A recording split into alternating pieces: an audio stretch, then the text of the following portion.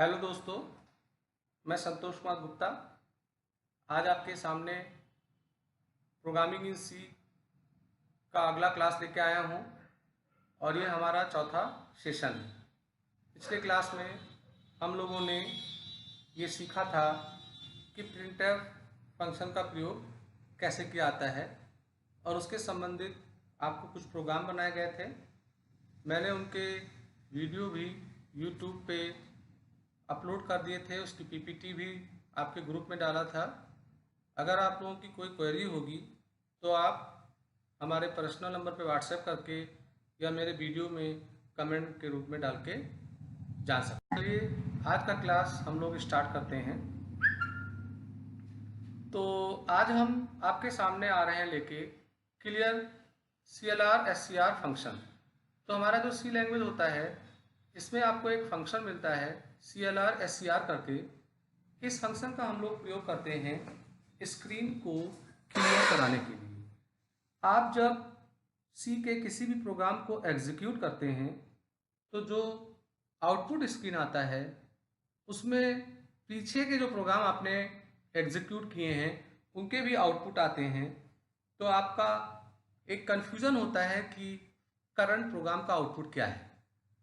तो अगर आप चाहते हैं कि जब भी हम प्रोग्राम को एग्जीक्यूट करें तो हमारे पीछे का जो आउटपुट स्क्रीन है वो क्लियर हो जाए, तो उसके लिए हम लोग CLR फंक्शन का प्रयोग करते हैं। इस फंक्शन को यूज करने के लिए हमें एक हेडर फाइल का प्रयोग करना होता है जिसका नाम conio.h है। कोनियो का full form console input output header file होता है।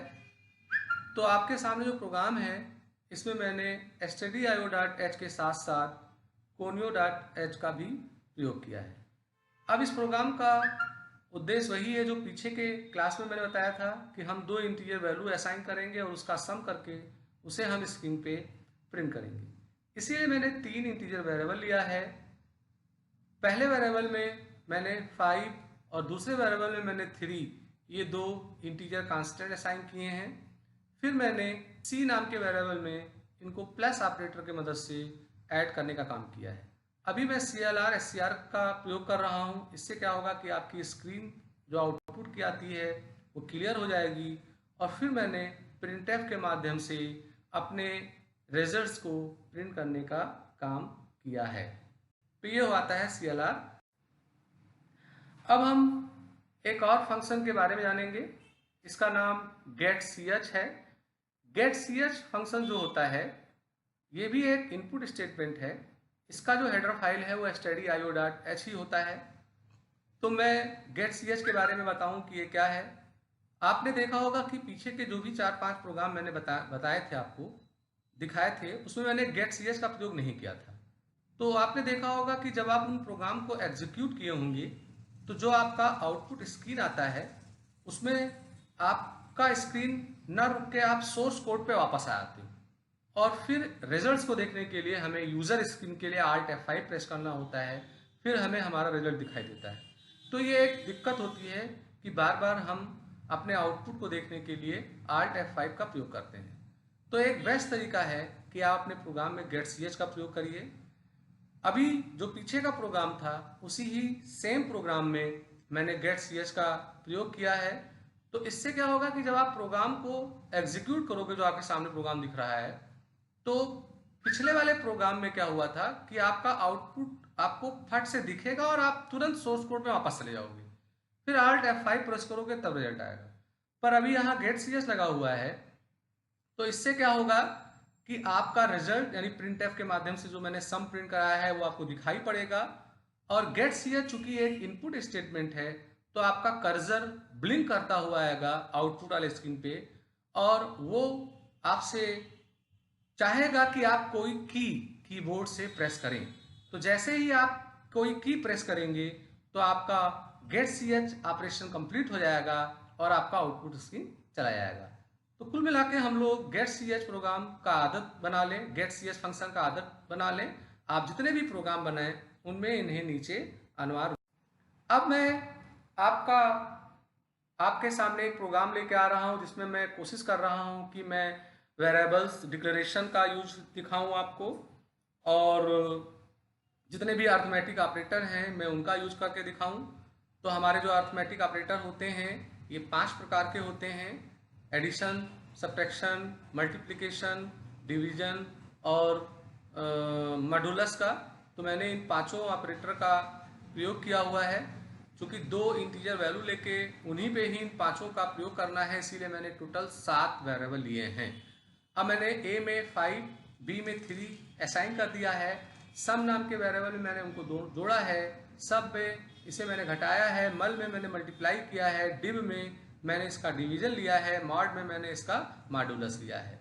तो ये जो पांचों फार्मूले लिखे हुए हैं इन्हें हमारा सी का कंपाइलर एग्जीक्यूट करेगा और जो रिजल्ट्स है वो इन वेरिएबलों में असाइन कर देगा। फिर मैंने स्क्रीन को क्लियर किया है। स्क्रीन को क्लियर करने के बाद प्रिंटफ के माध्यम से मैंने अपने पांचों वेरिएबलों के रिजल्ट्स को प्रिंट किया है। जब आप इस प्रोग्राम को बना के कंपाइल करेंगे, एग्जीक्यूट करेंगे, तो आपको 5 और 3 का एडिशन, सब्ट्रैक्शन, मल्टीप्लिकेशन, डिवीजन और मॉडुलस दिख जाएगा। तो ये एक प्रोग्राम था जिसमें मैंने गेट सी एच और CLR और जो आपके ऑपरेटर्स हैं उनका मैंने प्रयोग।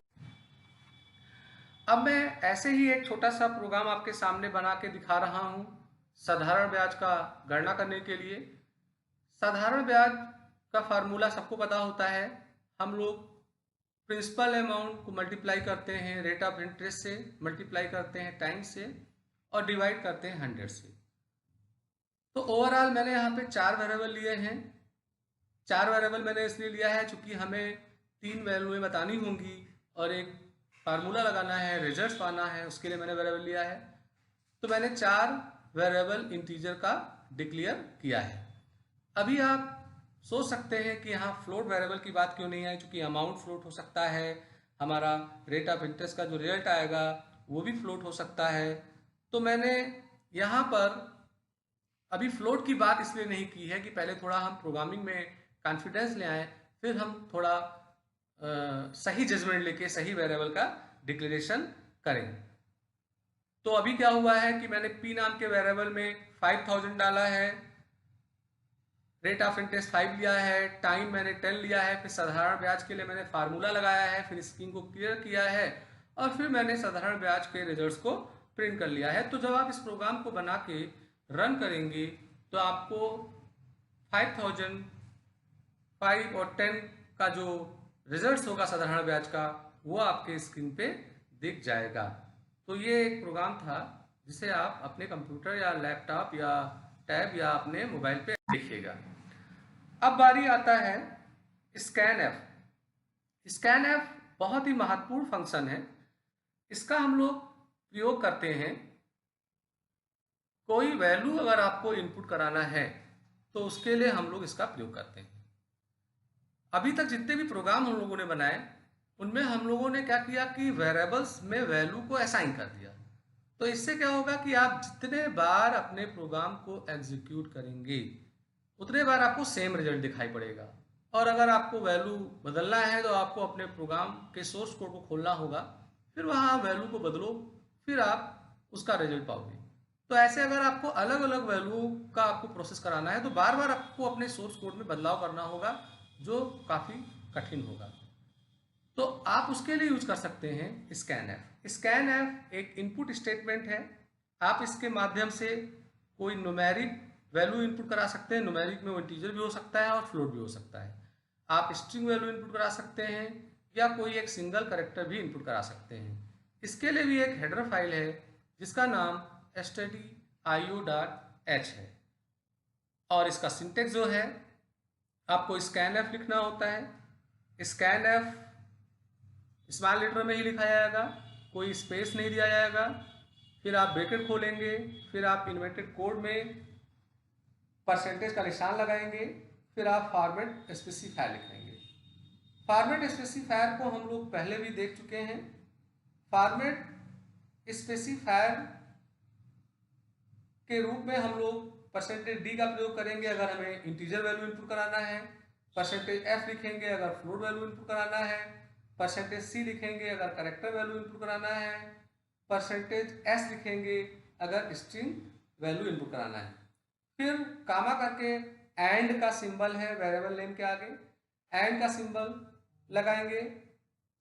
एंड का सिंबल जो होता है ये एक एड्रेस ऑपरेटर है। तो आगे चल के हम लोग जब सी में एक चैप्टर पढ़ेंगे पॉइंटर, तो वहाँ हम लोग और अच्छा जान पाएंगे कि ये एंड ऑपरेटर क्या होता है। फिर हम वेरिएबल का नाम लिखेंगे। तो ये हमारा सिंटेक्स है, इसके द्वारा हम लोग कोई वैल्यू इनपुट कराने का काम करेंगे। तो चलिए आगे हम लोग देखते हैं कि इसका कैसे प्रोग्राम में यूज किया जाए, वो आपको आगे दिखाया जा रहा है। तो देखिए मैं अगला प्रोग्राम जो बना रहा हूं, इस अगले प्रोग्राम में मैं ये डिमॉन्स्ट्रेट कर रहा हूं कि अगर आप कोई प्रोग्राम बनाए उसमें इंटीजर वेरिएबल भी आ जाए, फ्लोट भी आ जाए, कैरेक्टर भी आ जाए, स्ट्रिंग भी आ जाए, तो उनका डिक्लेरेशन कैसे होगा। और इस प्रोग्राम का उद्देश्य ये है कि आप जब इस प्रोग्राम को एग्जीक्यूट करो तो आपका कंप्यूटर आपसे एक इंटीजर वैल्यू पूछे, एक फ्लोट पूछे, एक कैरेक्टर पूछे, एक स्ट्रिंग पूछे, और इन्हीं 4 वैल्यू को जो आपने इनपुट किया है उसे वो प्रिंट करके दिखा दे। ये इस प्रोग्राम का लक्ष्य है।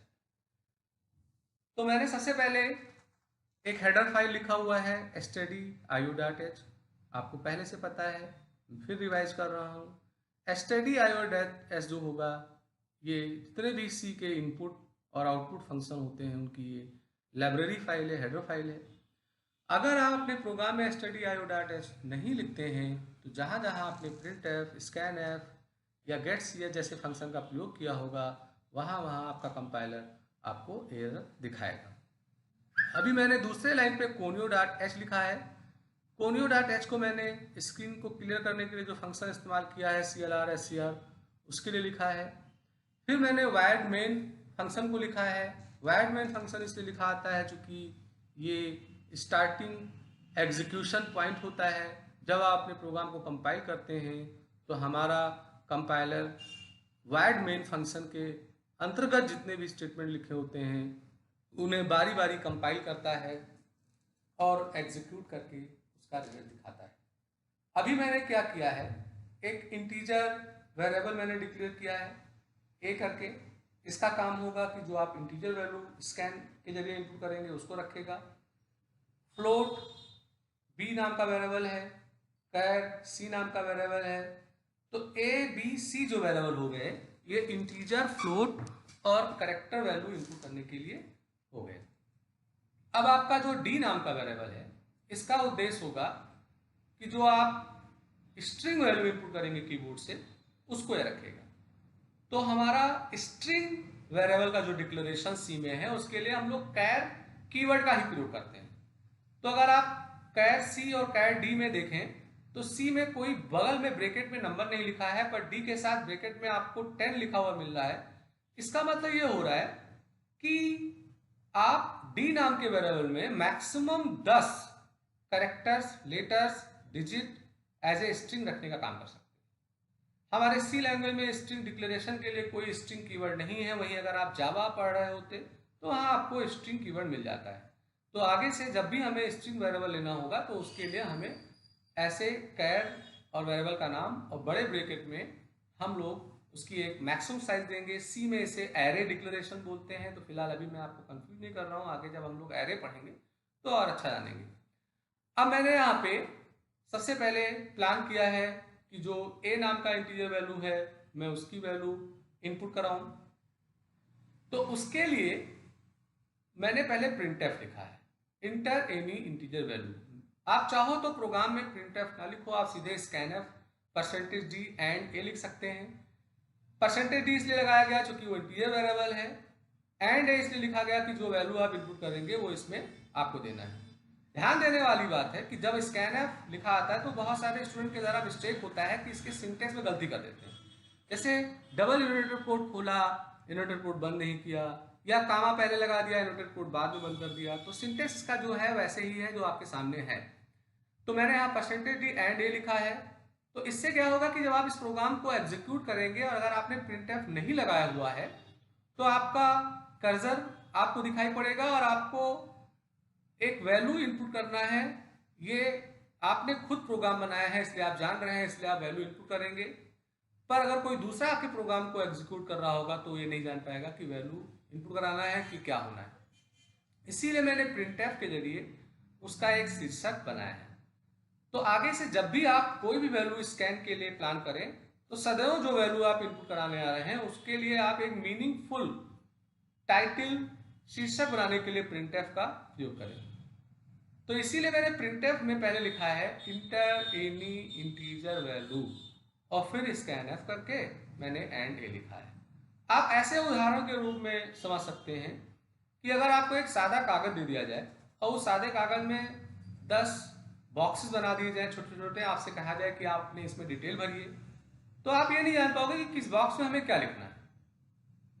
तो बेस्ट तरीका है कि हर बॉक्स के पहले ये लिखा रहे कि किस बॉक्स में आपको क्या लिखना है।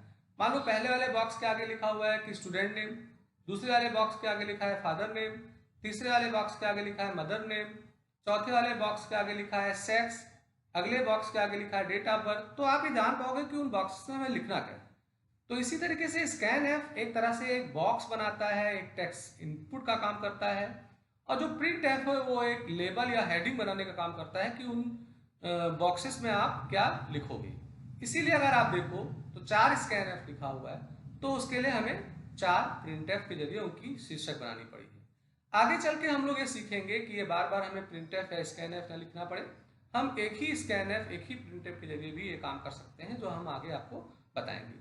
तो पहले प्रिंटफ के जरिए एक मैसेज लिखा गया है इंटर एनी इंटीजर वैल्यू, फिर स्कैनफ का प्रयोग करके %d एंड ए लिखा गया है, फिर प्रिंटफ करके इंटर एनी फ्लोट वैल्यू, फिर %f के जरिए एंड बी लिखा गया है स्कैनफ में, फिर उसके बाद में inter any character value print कराया गया है, फिर %c के साथ एंड सी लिखा गया है।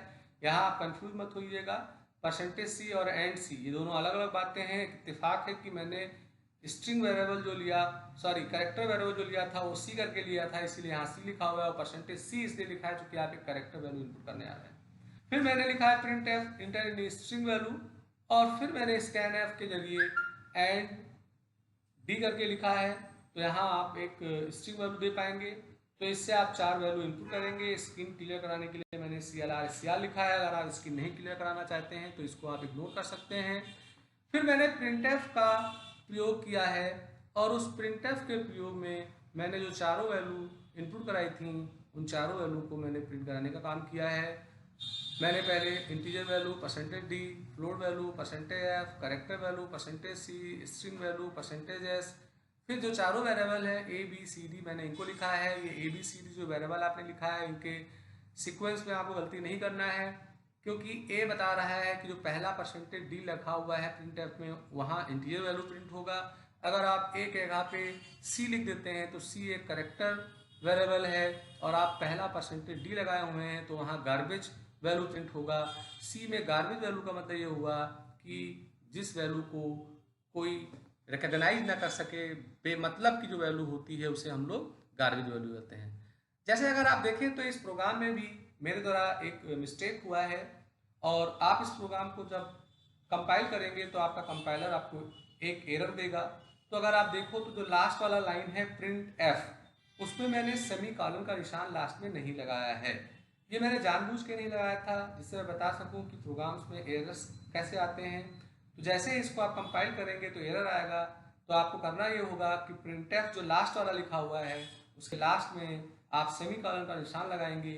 अभी मैंने इसमें गेट cs भी नहीं यूज किया था, तो अगर आप चाहते हैं कि हमें रिजल्ट्स को देखने के लिए यूजर स्क्रीन यानी Alt F5 में दबाना पड़े, तो आप प्रिंटफ के नीचे गेट cs वाले फंक्शन को लिख सकते हैं, फिर आप अपना मजला ब्रैकेट बंद कर देंगे।